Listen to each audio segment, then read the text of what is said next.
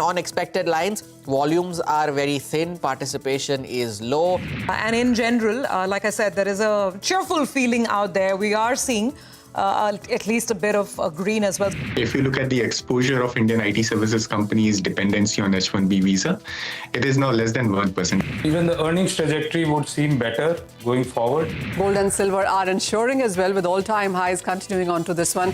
Coal India, yesterday was the top Nifty gainer, continues to move higher. So indeed, there is a big change to the H-1B selection process, but the business impact on Indian IT is going to be very, very minimal. The transaction with multiples has completed today. So Dilip Piramal has transferred 26% of his stake to multiples private equity. We'll have to see whether this dip gets bought into or not, because all the major indices are in the red currently.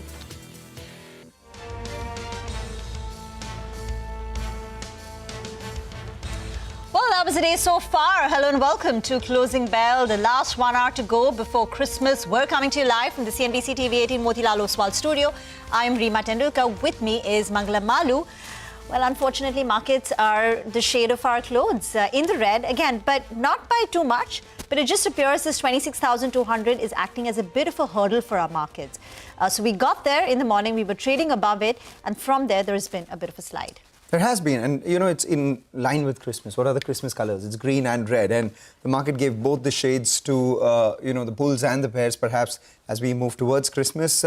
Shortened week in the US, at the same time, no trading tomorrow, and it's also the Sensex monthly expiry which plays out. So all these factors causing this bit of volatility, but there's no real worry, so to say, because a large part of this trading is happening on slightly thin volumes. And from a technical standpoint, the one data point that really stands out is the inability of the Nifty Bank to go ahead and conquer the 20-day moving average. It's been a few days since the Nifty Bank has actually gone ahead and conquered that 20-day moving average. Today as well, went all the way up to 59,400 thereabouts. 59,500 to 400 is a bit of a congestion zone for that index, and that's also causing the overall index to go lower, and the Nifty is now fallen about that 26,130, 26,140 sort of mark right now.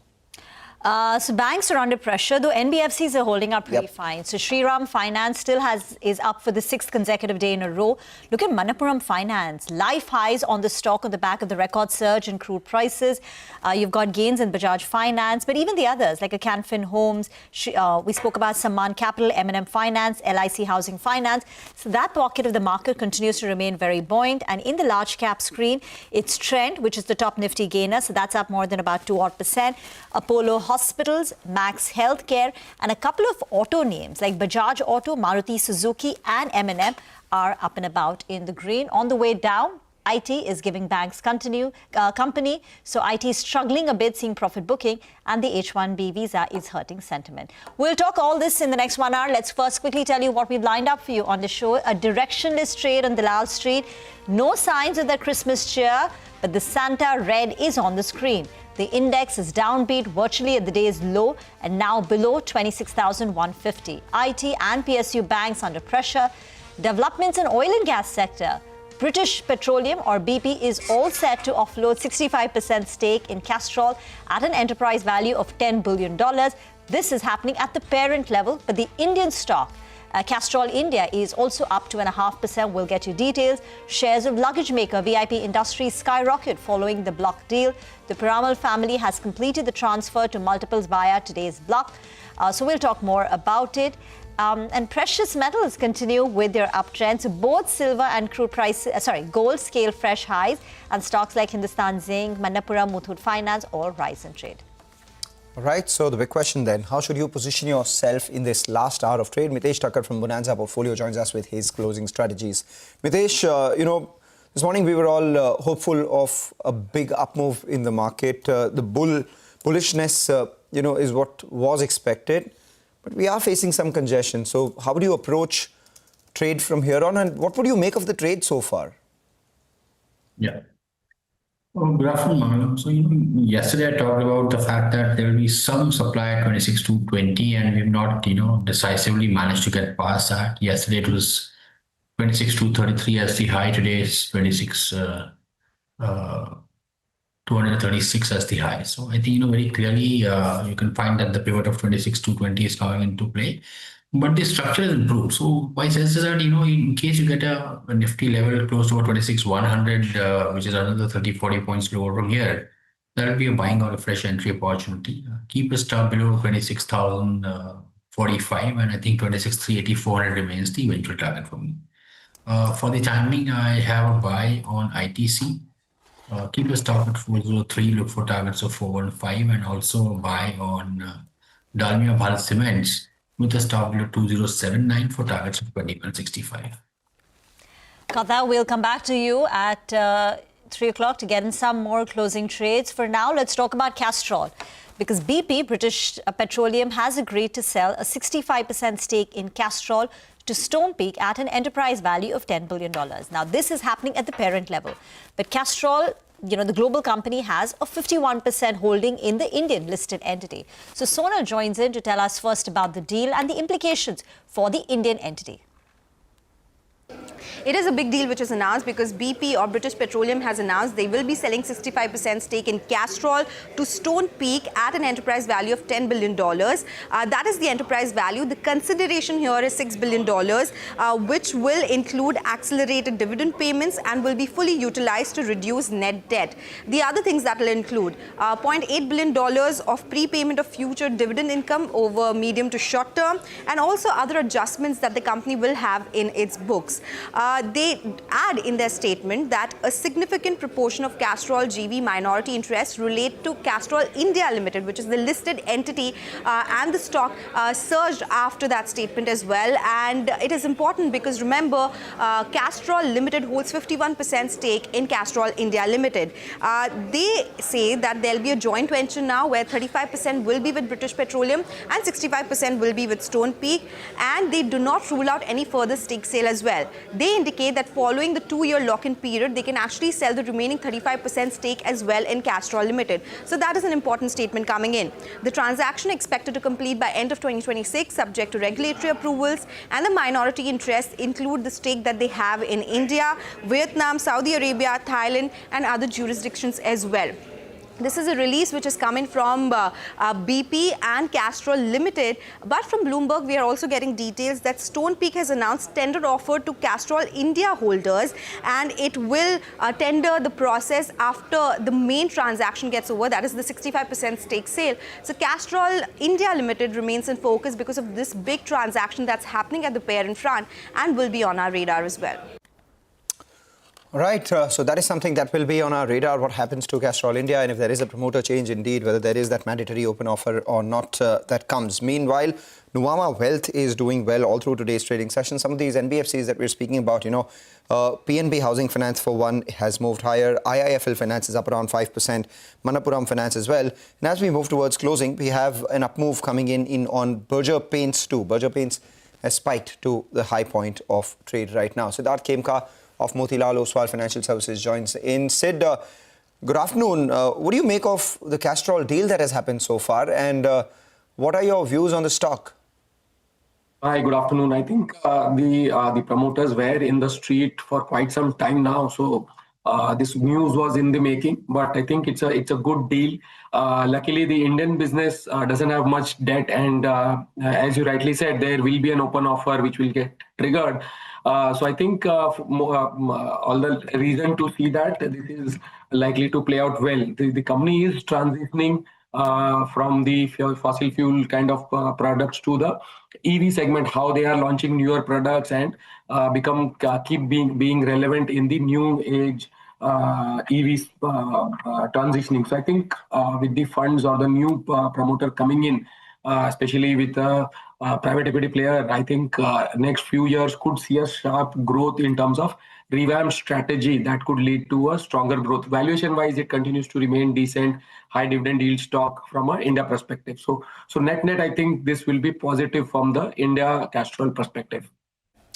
All right, positive from the India Castrol perspective. Meanwhile, the other stock which is on our radar and has been doing extremely well through this trading session, and not so much at all, in fact, terribly over the last couple of years, in the last 6 months in particular, has been VIP Industries.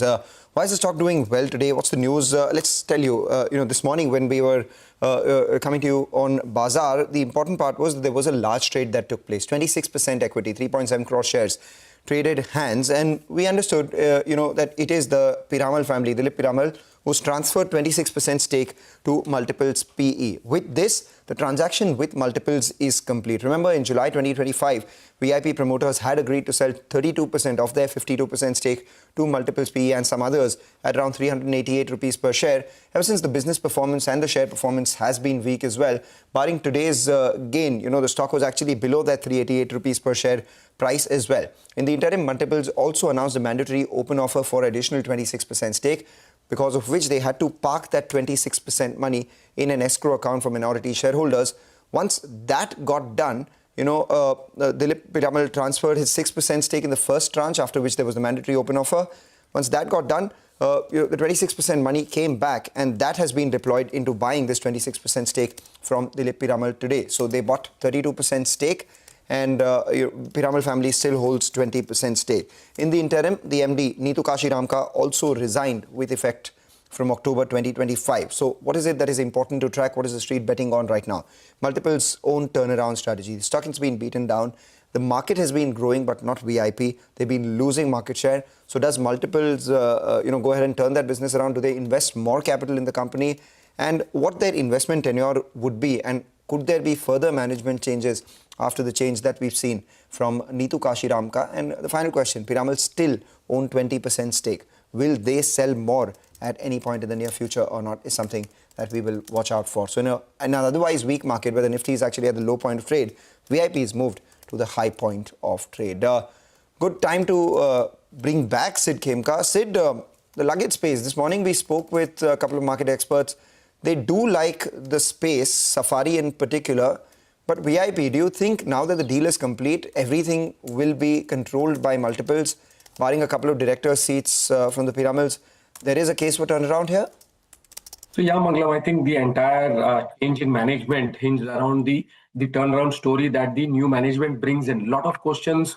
We believe that a refreshed strategy needs to be brought in, especially if you look at augmenting the supply chain efficiency, a focus on secondary sales, enhancing productivity, especially the employee and the plant productivity. They also need to look at some of the loss-making EBOs which needs to be closed down so that the return ratios kinds of gets improved. There is a Bangladesh plant which also needs to be turned around. So a lot to do for the new management. Yes, we also are hopeful that with the change in management, now that the broader luggage industry doing very well and VIP continuously losing share, we believe that the strong brand and a refresh strategy could lead to recovery, especially in FY27. So don't expect any recovery in the near term, but purely from a long-term perspective over the next 2-3 years, that should do well. At this price, I think it's a good entry opportunity. We do have a buy rating and a target price of 490 on VIP. Siddharth, hi, afternoon. What about gold financiers like Manappuram Finance, Muthoot? Today, Manappuram Finance is up 6.5%, large volumes and fresh highs. Hi, Rima. So yes, so if you look at gold prices has been on a tear, and that is driving the growth because it increases the LTV that you can lend with the same amount of or same grammage of gold. So the business growth becomes much better. Your delinquencies become much lesser because again the gold prices have gone up. So it definitely makes a lot of case for the growth of both Muthoot and Manappuram. Muthoot has been a market leader doing strong growth. Manappuram, there has been a change in management. Again, recovery play, valuations at a much discount compared to Muthoot. So we continue to like the space. Muthoot has been a preferred player, but with now the new management back in Manappuram, we believe that Manappuram even can pick up from here if growth revives. Nonetheless, preferred pick, Muthoot Finance among the gold financiers. All right. Apart from Muthoot Finance, Manappuram Finance, there are a bunch of other stocks as well which are doing extremely well. We have all the ones which have commodity-related moves. So Hindustan Copper, Hind Zinc, all of them have been spiking. In fact, the Nifty Metals Index is among the others which are outperforming today. The few sectors which are outperforming. So the Metals Index comes up for you again. The broader markets at the low point of trade. Frontline indices lower as well. And the Metals Index is marginally in the green, though off highs. The precious metals rally continues. Gold, silver, platinum, all of them hitting record highs. Manisha joins in with more. Manisha. Well, thank you for that. Yes, it's been a year that is sparkled and has been shining throughout. We have seen very strong gains continuing, and all-time highs is what we are trading with right now, whether it comes about gold, silver, platinum, and copper for that matter. So very strong gains continuing for gold prices. We've seen an all-time high of $25 an ounce. And with that, it has been a 72% of gains coming for the commodity. For silver prices as well, it has been a gain of about 150%. We started this year for silver at $29.5 and we are trading at a 72.5 on the higher side. It has been a series of record highs that we've seen in gold and silver both. For gold, essentially, it has been about strong buying that we've seen come in from portfolio diversification, also in sense of very strong central buying that we have seen. And that is a chart that tells you on how we've moved in sense of gold prices on every month, making those newer highs everywhere. And as you can see, from $4,000 an ounce in the month of October, 4,500 being broken in last 45-60 days has been a big one that we've seen in case of gold there. Expectations going forward are still on the stronger side, especially with the interest rate cuts still lined in. Markets believe that the geopolitical tensions, whether it is about US, Venezuela, Russia, Ukraine, Iran, Israel, it's something that has led to a lot of buying come into the space. And it only hasn't not been about central bank buying, but institutional buying, family houses, retail also has been buying gold. We've seen China buy a lot of gold, so has been the case with India as well. And US, which is not a large, consumer of gold, also has seen investments come in for this one. And then it's about silver. Everything that gold has done, silver also has done. But for silver, this is a fifth straight year of deficit. We have seen strong industrial demand come in. That clearly has been supportive. And this is what silver has done, as I said, from 29.5 and then take a look at 40, 50 and $60 to $70 of a jump up is what we've seen. That $15 of a gain come in only in the month of December. It is up 45% in last 30 days is what we've seen in case of silver demand. It has been about short squeeze. It also has been about US putting silver in the critical mineral list. Those have been the supportive factors there. And then there was a bit of a discount in the Indian markets with the run-up in prices. But that seems to have gone away again. With every rise, with every dip, you're looking at silver buying continuing in the space there.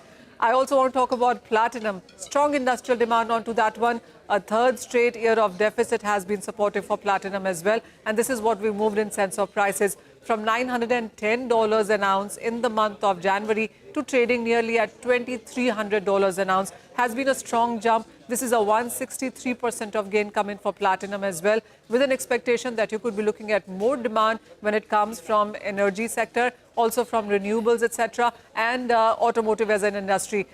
And that is where platinum seems to be getting its support from. Copper is the last and the fourth one on my list here, where we also are trading at an all-time highs on LME at around $12,000 a ton. This comes in after a reiteration from the US president saying that after introducing semi-finished products in copper, and there's a 50% tariff already on that, there could be commodity-grade copper also attracting some tariff in the month of January. That is when they plan to put it on. That is what has led to copper prices going all-time highs as well. On MCX as well, these current prices on your screens are at record highs. Wow, thank you very much for that, Manisha. I remember the start of the year, same time, gold had a pretty good year. In 2023, it was up. 2024, it was up. And then everyone thought that, the rally can't continue like this, that maybe this is the year where, if not a correction, at least gold pauses, silver pauses. And it's just taken everyone by surprise, the quantum and the extent of the rally. So Siddharth, same question. Now going ahead at this price, would you recommend buying gold or silver? Rima, I think you should ask that question to our commodity research desk. But I think they continue to remain positive. The global geopolitical situation plus the central bank action that would continue in 2026 as well. However, what we believe is that silver could outperform gold in 2026, given that already gold has seen the kind of rally in 2025. All right. So you believe that silver will outperform despite rally that we've seen this year on silver as well. Meanwhile, are there any, commodity-backed stocks that you believe could do well this year after having done a decent amount in the 2025?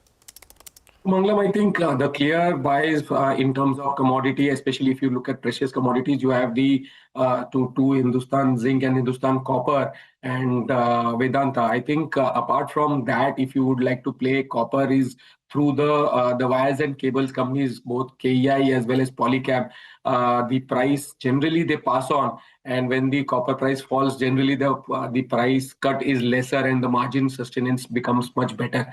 So I think some of these names are something that one can indirectly play with. Gold you can play through the gold financing companies.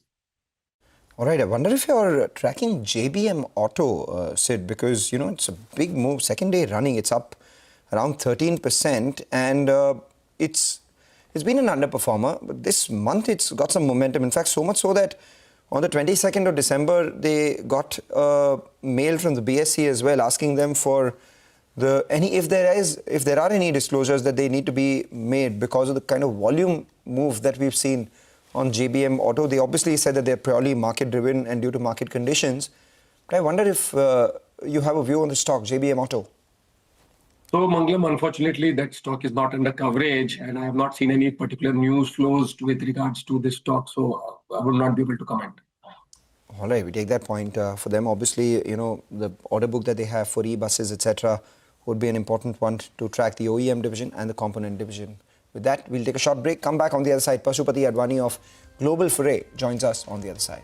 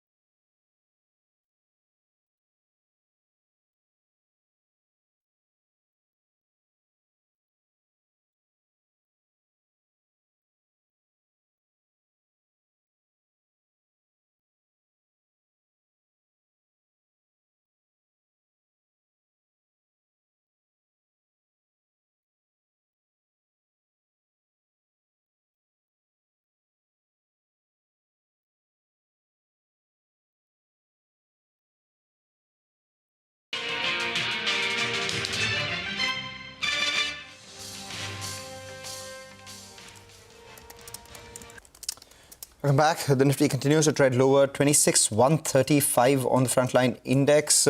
Adani Group stocks, all of them actually are seeing some sell-off. So Adani Ent is at the low point of trade. Adani Ports, which is doing well, up until 15-20 minutes ago, has now taken a bit of a nosedive. We've also seen some selling in a couple of these NBFCs. So Bajaj Finance, for instance, still holding in the green, but fairly off the highs right now for that stock.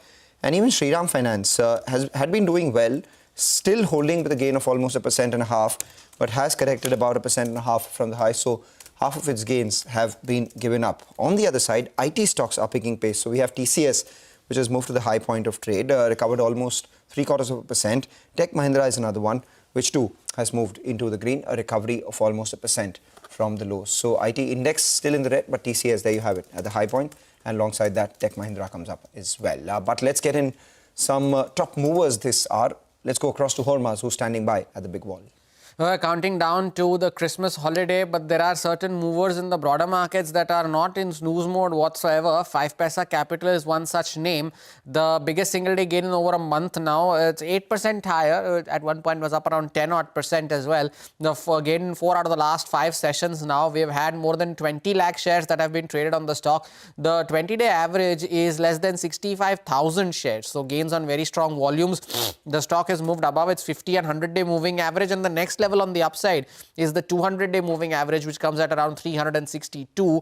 But the stock has had a disappointing year so far, down around 30% and it's turning out to be the worst calendar year since 2018. Likhita Infrastructure is another name that's done well today, 7% higher on this stock as well. The fourth straight day of up move, 12% in the last 4 sessions as well. The stock has gained. Volumes are the highest since May, and close to 5 lakh shares have been traded on the stock. The 20-day average is less than 45,000 shares. So yet another mover on very strong volumes.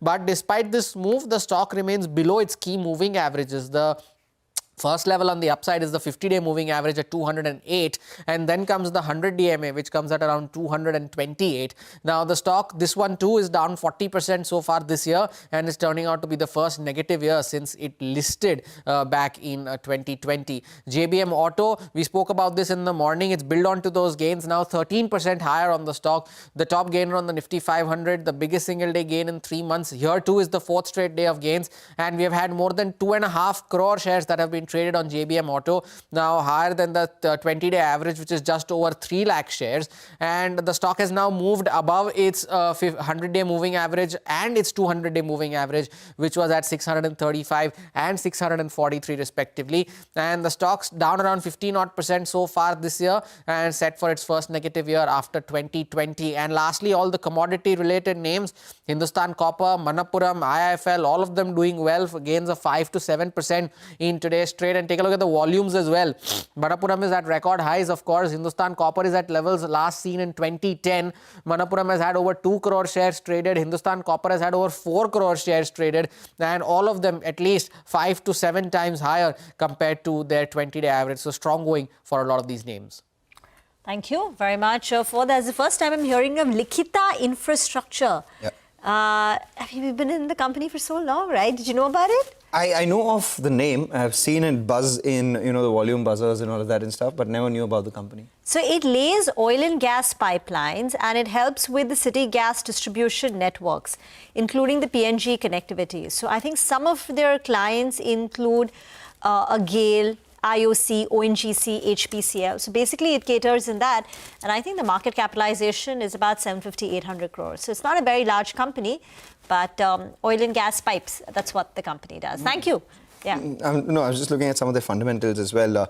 The cash flow from operating activity is 1 rupee or 1 crore rupees all of last year. Okay. And the promoter's stake has reduced as well over the last few How much years. is it now? So, the promoters currently own about 70.2%. It has come off from much higher levels, and no, obviously, because it's a 700-800 crore market cap company, no notable investors, no funds, etc. as well. So yeah, that's what it is. Well, that's the company in the spotlight on the back of price and volume action. Of course, these aren't recommendations that Hormus is giving, but just highlighting some of the big movers that we've seen today. Unusual movers, let's call it that. Pashupati Advani, founder, chairman at Global Foray, is now joining in on the show. Pashupati, hi, afternoon, and thanks so much for joining in. Season's greetings to you. Well, Merry Christmas. It looks like the market's also giving us Merry Christmas because it seems to be really quiet today. Very quiet. It's just like waiting 35 minutes to go, and then you can start the celebration. So it's literally counting down. But what have you been up to over the last month, say in the month of December or November? Take us through some of the positions you've initiated, added on to. So one of the things that I'm noticing and I'm not very happy about is that actually the two things that are not so great for the market. One is that there are a lot of IPOs, and in every IPO there are very large OFS and offers for sale. And out of that offers for sale, a large amount are foreigners. So they're actually taking their money out. That's number one. We've had a couple of crazy high valued issues, but that time will tell with what that valuation is going to look like. But we're seeing the foreigners take money off the table. Likewise, the second thing that I'm seeing is that generally FPIs are selling, and they've had redemptions. I believe some of the money is going into China. Some of it's going back to the US. So that is also causing some issues. And of course, we know about the Japan carry trade, which is beginning to unwind.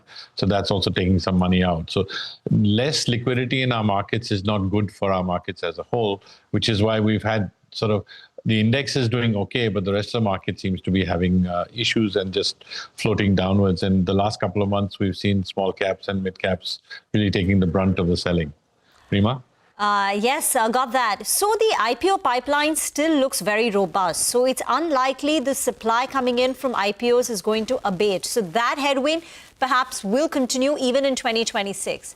On the second headwind that you highlighted, that's on the FII outflows, which we've been nursing now for so many months. In fact, the most of 2025. Any evidence to suggest that that could turn because the earnings picture is looking a lot better? Maybe the other markets have run up too much. I mean, what's your own expectation? Well, the thing is that our markets have done not so great if you look at performance in USD. In India, they've done all right. They're sort of higher, but the thing is in USD, the numbers are not there. So, we've got indifferent performance here. And with indifferent performance, you also have people, if they've invested in India and they're hedge funds, they're not going to make any fees. So, it's all in all, it's like very blah and very boring. And boring means people get itchy and like to pull their money out. But you did mention earlier about gold and silver. I mean, I think there's even a shift from gold to silver because it looks like silver batteries there's some technology move over there. So from lithium ion, we may be shifting to silver batteries, and that will make a huge demand for silver, which is why silver globally will do better than gold. And of course, gold is overshot all expectations because it looks like a lot of countries are wanting to get out of the USD and get into dollar instead. So that's another challenge that we're facing because that's not the share market. That's gold and silver. You take that point, but some of these gold-backed names are doing extremely well. Manappuram Finance for one up nearly 7%. Wonder what's driving this move beyond just gold. Yeah, go ahead. So the fact is that if you lend against gold, at the end of it all, if the gold is there, it's going up in value. So your default risk is going to go down. The RBI is also trying to put curbs on how you give gold and looking at people's incomes versus when they're giving gold. But the reality is everyone's greedy. So if I come to you with 300 grams of gold, you're definitely going to give me a good loan, and you're not going to care how I'm going to be able to repay it because you've got the gold lying in your box. So that's the reason why all these gold finance companies are continuing to do well, because it looks like their loan loss, there won't be any loan losses because they've got adequate collateral, and it's reasonably quick collateral to be able to sell if required. Right, understandable there. Thank you for explaining that. But, beyond that, what is it that you like, or something that is a theme you believe will play out in 2026? So one theme I believe is going to play out in 2026 is going to be tough for IT companies. The fact of the matter is you've got Infosys with a buyback, and it's trading pretty much where it started when they announced it. So that's one thing. And, the thing is AI is coming in, and whatever you may say, AI is going to change the future. It's going to change everyone's lives. And I'm not so sure that the Indian companies are able to pivot fast enough to be able to take advantage of the AI requirement. Yes, we have businesses which are solid, which have contracts which are going to run, but this is going to be a slow thing, right? Sort of, you have to pivot towards using your engineers to do AI, and I don't know if we have enough AI engineers. In America, it's a big thing, and now there's AGI, which is where AI engineers are coding and getting computers to code. So then there's even less requirement for people to code. So that is going to change, and I think that's going to hurt the IT sector. But it'll take a year or two. It's not going to happen immediately. So this rally that we've seen in the Indian IT stocks at an index level more than 15% from October, you think that should be sold into?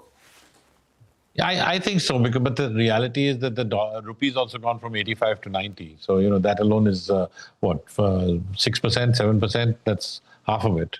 And, there is some continuation. But, we're seeing companies when they're coming with guidance, and we'll see it again in January when the results come, they're being very cautious about the guidance. And, I think that's that's the real worry, because there's no expectation of new fresh pockets of business in new areas.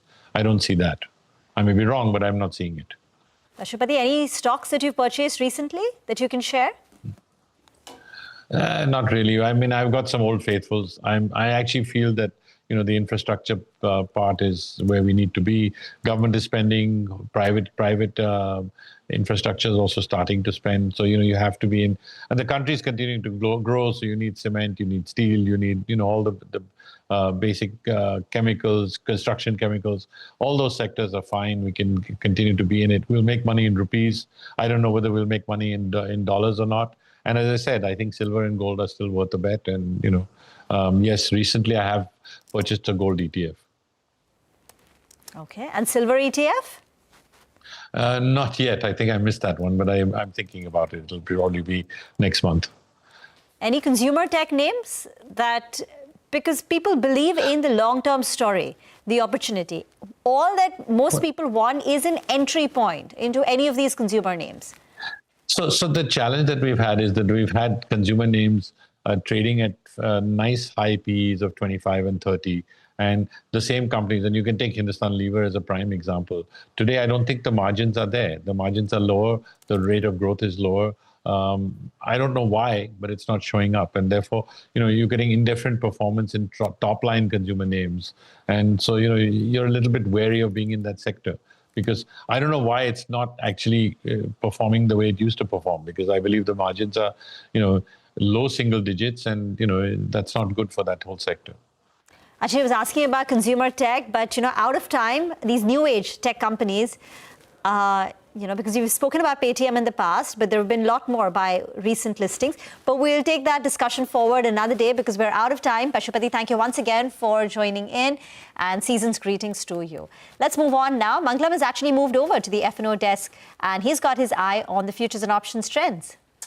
Well, if you look at it, the market's at the low point of today's trading session so far. All the frontline indices are seeing a bit of a sell-off. If you look at even the advanced decline ratio, that tells you that there are more number of stocks which are declining than the number of stocks which are advancing, and it's actually reversed from the morning, where we had around 1,700 stocks which were in the green, for about 1,000 which were in the red, and now we have around 1,700 stocks which are in the red, for about 1,200 which are in the green as well. So there is this momentum shift that happened somewhere around that 1 p.m. mark. Though we do have a couple of outperformers. The Nifty Bank is the one that really is a bit of a pain point right now. Crossing past that 20-day moving average on the Nifty Bank is something that the market has to do and close above that as well. Until that happens, a lot of the call writers are back in action as well. So we started out by seeing some writing at the 26,200 call. The premium on that one this morning was close to around 115 rupees. So those call writers have made a decent meal of the near 40-45 rupees premium decline that we've seen on that one.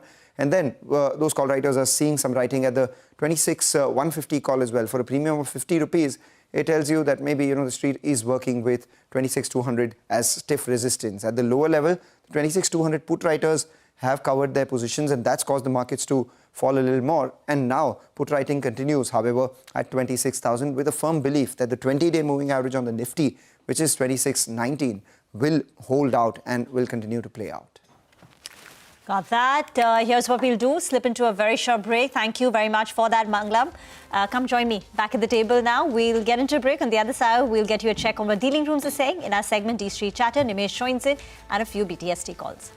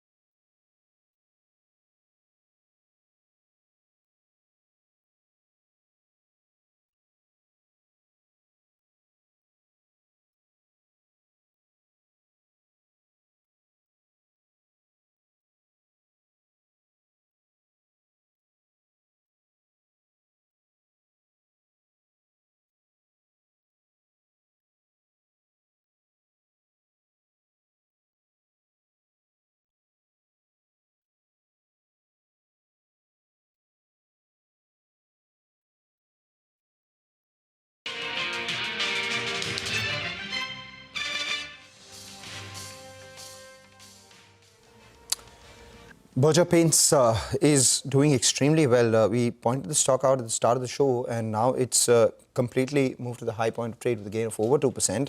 Bharti Hexacom is the other one, which is spiking right now. Bharti Hexacom, actually, the move has happened just in the last minute or so. The intraday chart comes up for you. It's a vertical spike that we've seen on Bharti Hexacom. There it has come almost a percent higher, and most of the gains coming by just immediately. Good time to get in, buy today, sell day after tomorrow, sort of, or, you know, a sell today or buy day after tomorrow call from Mitesh. Mitesh, what's your tomorrow trade?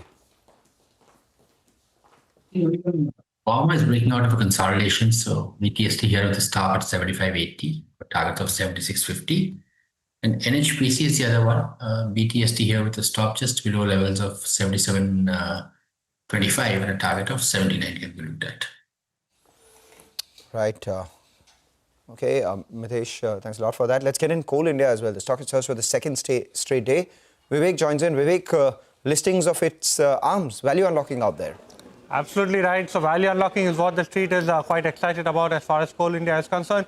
Has cooled off a little bit from the day's highest point, but remember, it's been moving continuously for the last few trading sessions. Yesterday was one of the top nifty gainers. So what exactly has transpired? Remember, the company has received the board's in-principle approval for listing two of its large entities. Number one is Mahanadi Coalfields, and the second one is Southeastern Coalfields.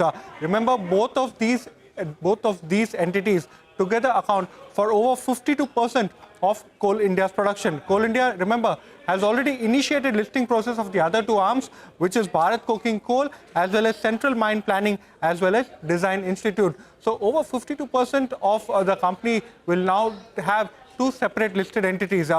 Remember, on December 16th, Coal Ministry had asked the company to take steps for listing of two of its subsidiaries, and on December 23rd, that is yesterday, the board gave the in-principle approval. What is the way forward? The Coal India will now communicate to the Coal Ministry for submission to DIPAM, where the divestment decision will finally take place, where the street is clearly now factoring in and pricing in the value unlocking via listing of its own subsidiaries. Thank you very much for that. It's holding up in the green, up close to about 0.5%. Trent is your top gainer. Apollo Hospitals is moving up. So these are some stocks where you are seeing some frontline action. But let's talk about Pine Labs. That's positive in trade on the back of a Jefferies note. Vinny's here to tell us what they had to say. Hi, good afternoon. So Jefferies has initiated coverage on Pine Labs, a buy rating, target price of 300 rupees per share. Now, what they're saying is, obviously, we know that Pine Labs is the leading digital payments and at stores as well as in prepaid cards.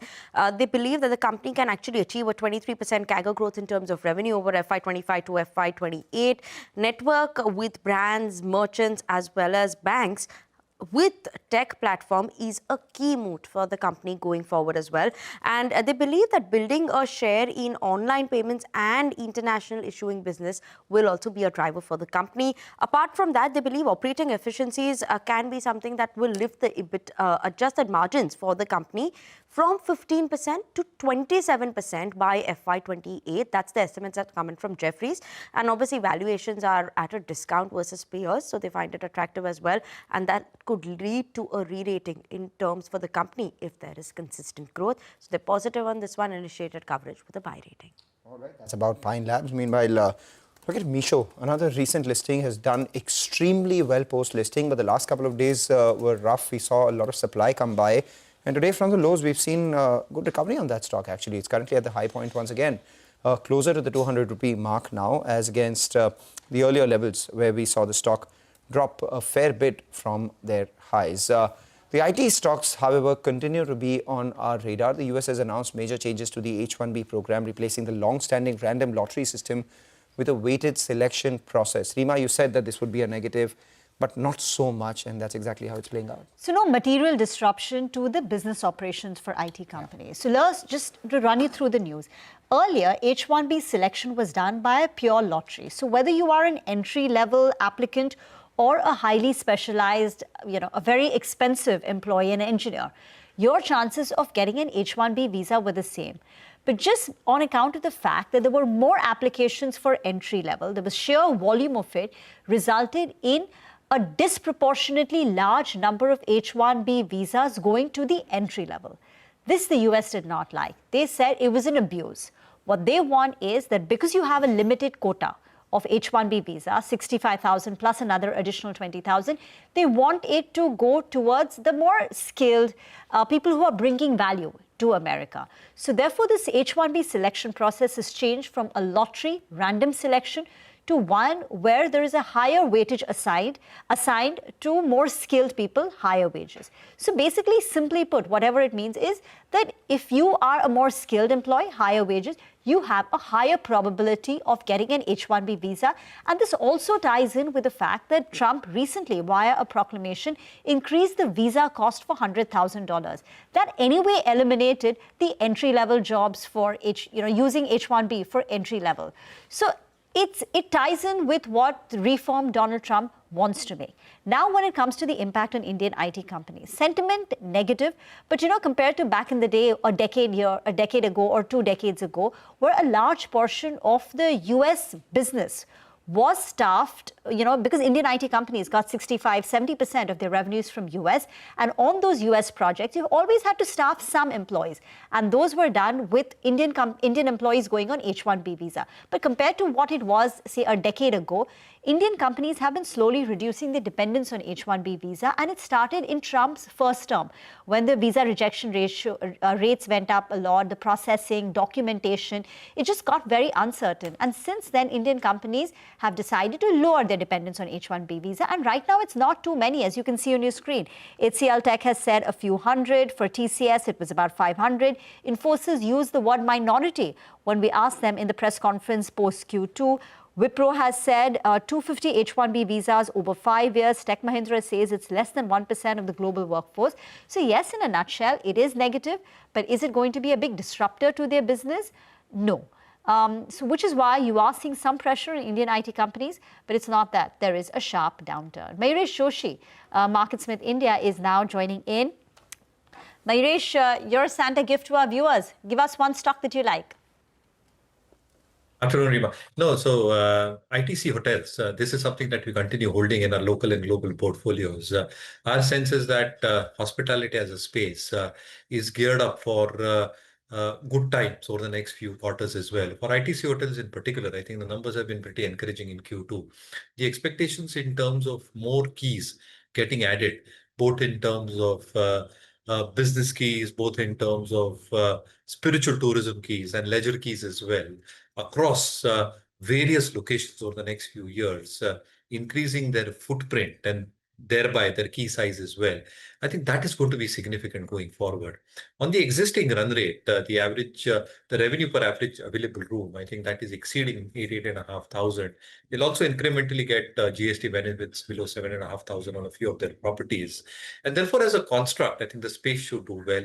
Within their service domains, F&B should probably also contribute reasonably. There are a lot of marriages planned in the first quarter of the next calendar year, and that should probably aid a lot of the leisure stroke F&B revenue as well. And therefore, in our opinion, I think the organized players can benefit quite significantly over the next few quarters, gain market share. Players like ITC Hotel, which have got a very clear path, Rima, in my opinion, and where ratings, ranking, institution holding, all the parameters that we look at canceling, all get fulfilled. So this is one stock that we continue holding, liking in both our global as well as domestic portfolio. What about GVK? That's the one where we saw the recent deal this week, where the promoters will be buying about 24% stake from the Indian Hotels group. So promoters will be consolidating their holding to 75%. Since you look at the hotel space, what were your thoughts on this transaction? And that GVK at one point was considered to be the cheapest amongst the lot. At one point, yes, but it has moved up. And therefore, I think it's reasonably priced as we speak, Rima. But I think the business prospects, as I said, for the industry as a whole look good. Where the locations of Taj GVK are primarily based, I think the expansions that they are probably doing is in the right direction as well. And therefore, they're expected to add significant hotel rooms or keys as we speak over the next few years. Obviously, the acquisition helps because it probably then starts aiding the overall consolidated revenues in their favor as well. And going forward as well, even for them, I think the average room rates, the revenue per available room, the expectations in terms of the utilization that they're carrying across their properties, whether it's Hyderabad, Secunderabad, the one near Mumbai airport, is doing reasonably well as well. And therefore, I think anybody holding that GVK, the rating rankings look fine, should continue holding. However, as I said, our picks within the space and the stocks that we continue holding remain ITC hotels and Lemon Tree. All right, Mayuresh, just stay on. We'll get in, Nimesh to give us our favorite segment, D-Street Chatter, an insight into dealing room chatter, a few tidbits about stocks that are up and about in trade as well. Nimesh, how many of the people are actually at dealing rooms right now? Well, people are working, Mangalam, so don't feel bad. So are we.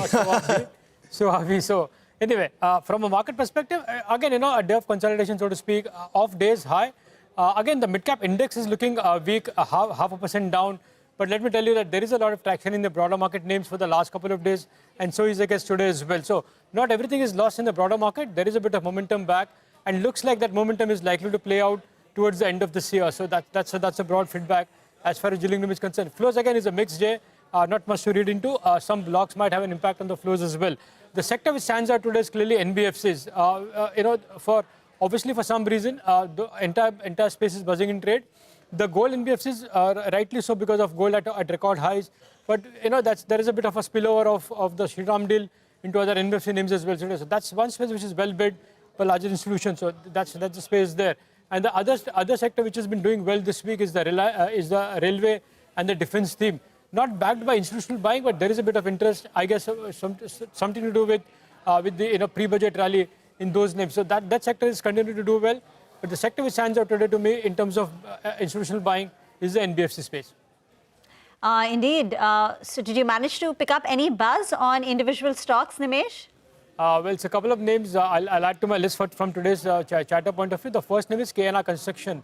That's been buzzing in the last couple of days and on good volumes as well. The buzz is that maybe the company is very close to monetizing one of the road assets, and that's going to be the trigger to watch out as far as KNR Construction is concerned. So that's the first name. The second name is Tata Motors PV. We've seen a big outperformance in Tata Motors CV after the demerger in the last 2-3 weeks.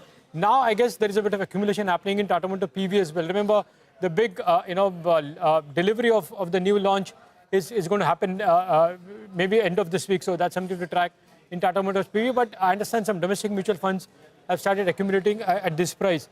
The third name is Hemant Surgical. It's a small name, but if recall, one of the large HNI investor has actually bought nearly 25% stake in warrants. It's an SME company, but I understand the company is likely to bag a large order win very soon. So that's the reason why the stock is locked at 5% upper circuit today. And the last is Trend. Even that is buzzing in trade today and on good volumes. For the last couple of days, the volumes have picked up. There is delivery-based buying happening. And the city is anticipating that after two quarters of weak performance, Q3 might see a bit of an uptake, and hence we're seeing a bit of buying at lower levels in Trent as well.